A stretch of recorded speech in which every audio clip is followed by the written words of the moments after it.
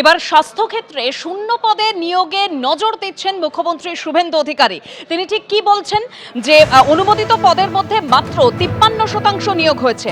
স্বাস্থ্যে নিয়োগ প্রক্রিয়ায় স্বচ্ছতা আনার আশ্বাস দিয়েছেন মুখ্যমন্ত্রী শুভেন্দু অধিকারী। পশ্চিমবঙ্গে হেলথ সেক্টরে ডক্টর, নার্স এবং অন্যান্য ক্ষেত্রে এখানেও স্যাংশন পোস্টের তুলনায় রিক্রুটমেন্ট মাত্র 53%।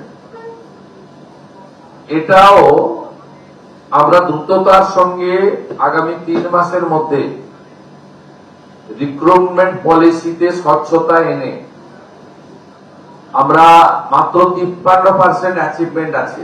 এটাও জাতীয় গড়ের থেকে অনেক নিচে, যেখানে 98% প্রায় জাতীয় গড়। পশ্চিমবঙ্গে এই হেলথ সেক্টরে রিক্রুটমেন্ট বিভিন্ন সেন্ট্রাল প্রজেক্টে, সেন্ট্রাল মানে স্পন্সর প্রজেক্ট বা আমাদের স্টেট সেন্ট্রালের যৌথ প্রজেক্টে 53% মাত্র হয়েছে, সেটাও আমরা কথা বলেছি। কিছুক্ষণ আগে নবান্ন থেকে সাংবাদিক বৈঠক করে মুখ্যমন্ত্রী শুভেন্দু অধিকারী ঘোষণা করলেন যে এই জুলাই মাস থেকে আয়ুষ্মান প্রকল্পের সুবিধা পাবে রাজ্য। জুলাই মাস থেকে আয়ুষ্মান ভারতের কার্ড দিতে পারবো। স্বাস্থ্যসাথীর 6 কোটি মানুষকে আশা করছি প্রথম দফায় আয়ুষ্মানে যোগ করাতে পারবো, ঘোষণা করেছেন মুখ্যমন্ত্রী শুভেন্দু অধিকারী।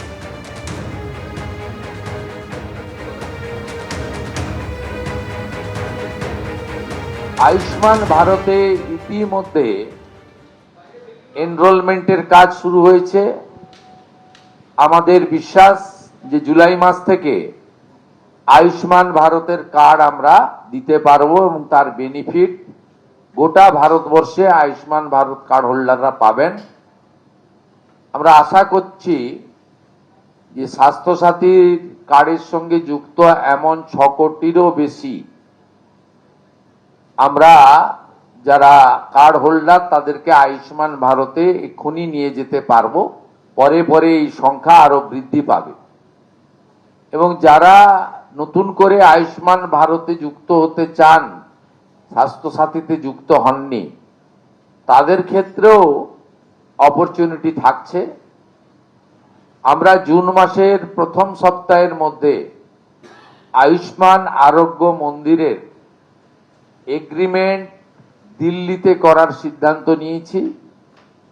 সেখানে পশ্চিমবঙ্গ সরকার এবং ভারত সরকার মন্ত্রী স্তরে, আধিকারিক স্তরে উপস্থিতিতে একটি ইভেন্টের মাধ্যমে বা একটি ছোট্ট অনুষ্ঠানের মাধ্যমে আমরা এটা করব। কারণ আয়ুষ্মান আরোগ্য মন্দিরের বেনিফিট শুধু পশ্চিমবঙ্গে থাকা স্থায়ী বাসিন্দারা নন, প্রায় 1 কোটির কাছাকাছি পশ্চিমবঙ্গের স্থায়ী বাসিন্দা কর্মসূত্রে পেটের টানে বাইরের রাজ্যে আছেন বা এডুকেশন নেওয়ার জন্য বাইরের রাজ্যে আছেন, তারাও এই সুযোগ পাবেন গোটা দেশব্যাপী।